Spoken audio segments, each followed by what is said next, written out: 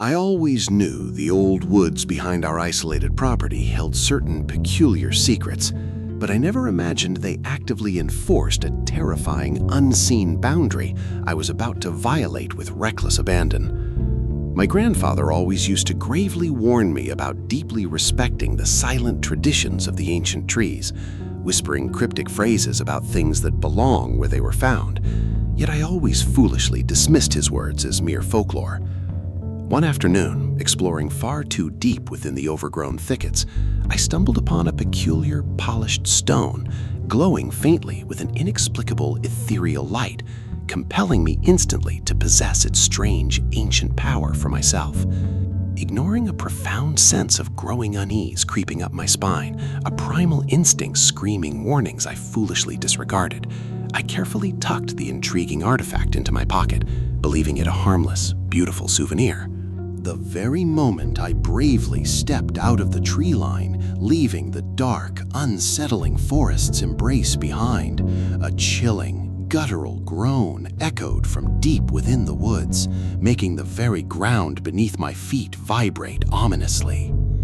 That night, an unsettling rhythmic scratching persistently began at my bedroom window, a sound too deliberate and perfectly persistent to be any mere animal, chilling me to the bone as I lay paralyzed in my bed. The next morning, the peculiar glowing stone was mysteriously gone from my pocket, but a dark, strange bruise, shaped eerily like an elongated claw mark, appeared on my arm where the artifact had precisely rested against my skin. Days then turned into a terrifying waking nightmare, filled with unexplained rustlings directly outside my locked doors and fleeting, disturbing shadows glimpsed from the corner of my eye, just beyond the dark glass. The oppressive presence intensified, a suffocating weight of unseen eyes constantly scrutinizing my every desperate move, making it utterly impossible to feel safe anywhere within the supposed sanctuary of my very own home.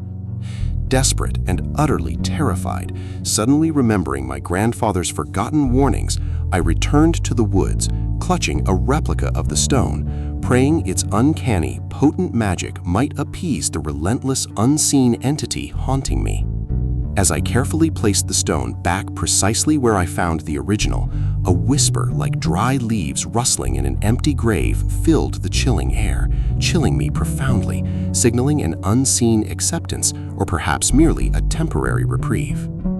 The scratching and strange shadows have finally stopped for now, but I still acutely feel its eyes on me whenever I approach the tree line, a permanent reminder that some rules, once broken, are never truly, fully forgotten.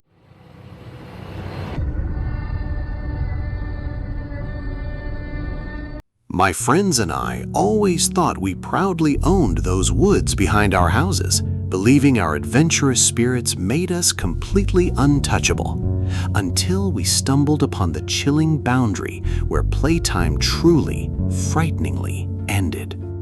We always meticulously stuck to the marked trails, respecting an unspoken agreement, but the powerful allure of building the ultimate fort, a secret hideout, pushed us deeper into uncharted, older, forbidden territories one summer afternoon. Deeper inside, the trees grew impossibly tall, forming a perpetual twilight, and an eerie, profound silence replaced the usual sounds of nature, making the air thick with an unsettling, watchful stillness we simply couldn't shake. We found a clearing, perfectly secluded, with ancient stones forming a strange, ritualistic circle, a place that felt undeniably wrong, yet the temptation of its perfect, eerie isolation completely overwhelmed our growing dread.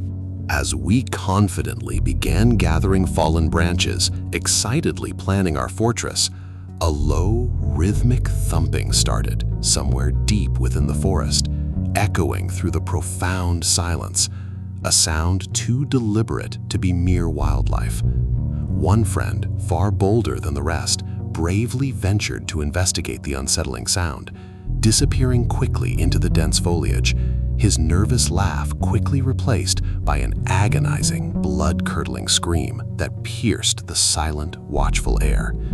We instantly fled, not daring to look back, the relentless thumping now seeming to menacingly follow our frantic footsteps, the forest itself suddenly feeling predatory, eager to reclaim what we had foolishly trespassed upon. Reaching the very edge of our familiar woods, collapsing, gasping for breath, we realized one of us was tragically missing, completely vanished without a trace, swallowed by the ominous silence of that forbidden, sacred clearing. We never told anyone exactly what happened out there, concocting a plausible story about getting hopelessly lost. Because how could we ever explain the inexplicable, the chilling truth that something ancient protected those old, forbidden woods? Every single day since, the woods behind our houses feel profoundly different, holding a new, heavier silence, a constant, chilling reminder of the friend we lost and the unspoken, terrible rules we inadvertently broke. Now, whenever I faintly hear a distant thumping from the deep woods, especially on moonless nights, my blood instantly runs cold, knowing whatever claimed our friend still lurks there, ever watchful, ever hungry for more. We painfully learned that some places are simply not meant for forts or games, and that the oldest rules, etched into the very soil, demand eternal respect, lest the woods demand a chilling, permanent tribute in return.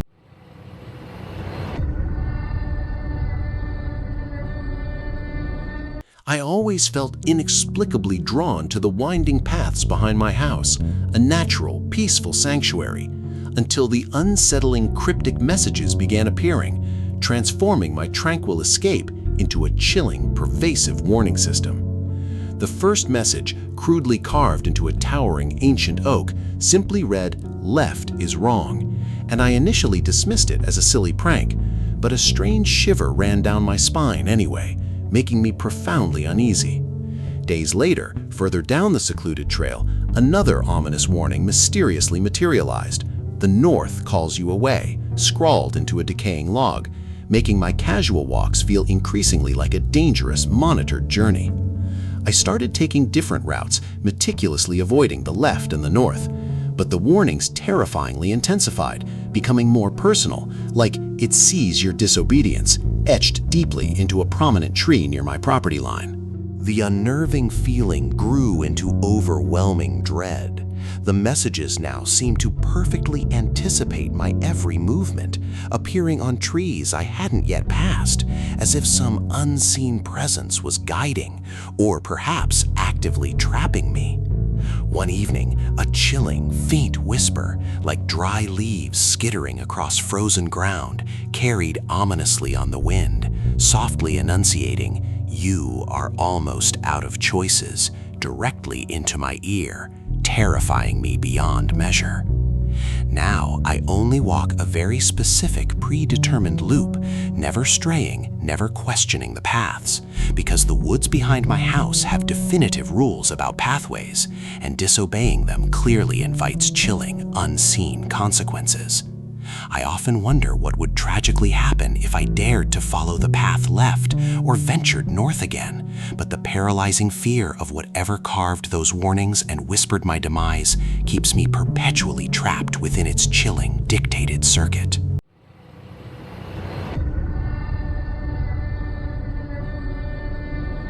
My younger sister, always so wonderfully adventurous, tragically vanished into the woods behind our house one moonless night, ignoring all our family's fervent warnings about never entering after dark, sealing her terrifying, heartbreaking fate. We searched frantically, calling her name until our raw voices cracked, but the dense, silent woods swallowed every sound, returning only the chilly echo of our desperate, heartbreaking pleas into the vast, oppressive darkness.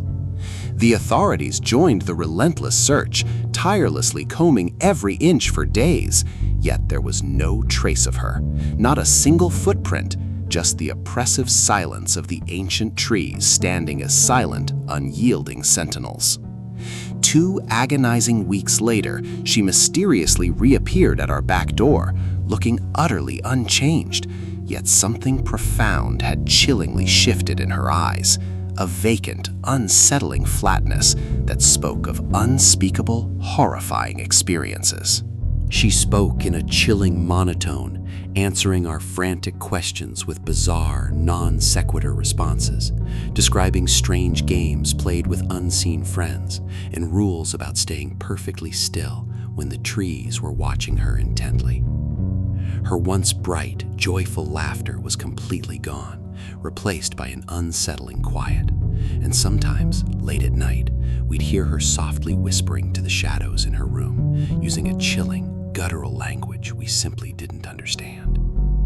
My parents, consumed by profound grief and a desperate, failing hope, tried everything they could. But the girl who returned was truly not our sister. She was an empty shell, a chilling echo, forever lost to the wood's terrifying embrace. Now the tragic rule is clearer than ever. Never, ever enter the woods after dark, because what they take, they never truly give back. They only return something that will profoundly haunt you for the rest of your days.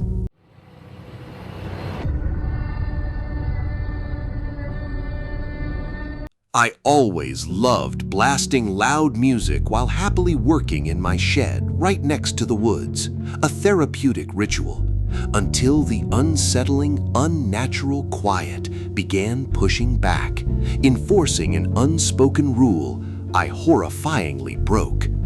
The first incident was truly subtle.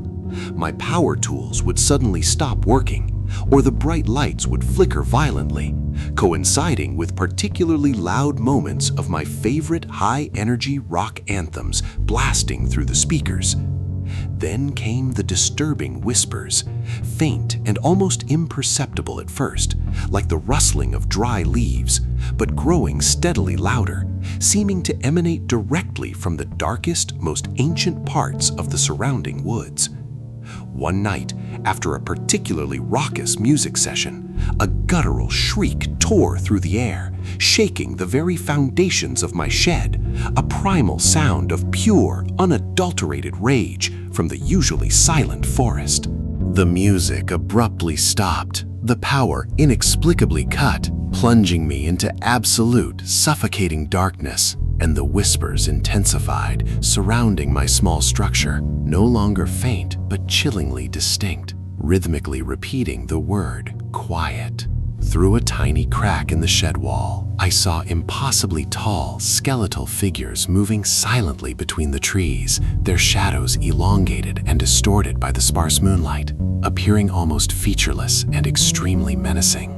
I immediately barricaded myself inside, trembling uncontrollably, realizing with sickening clarity that the woods had a definitive rule against noise, and breaking it invited these silent, horrifying entities to enforce their chilling, terrible decree. Now, I meticulously work in silence, acutely aware of the watchful stillness of the tree line, perpetually haunted by the memory of those silent figures, knowing the woods demand quiet, and always, always get precisely what they want.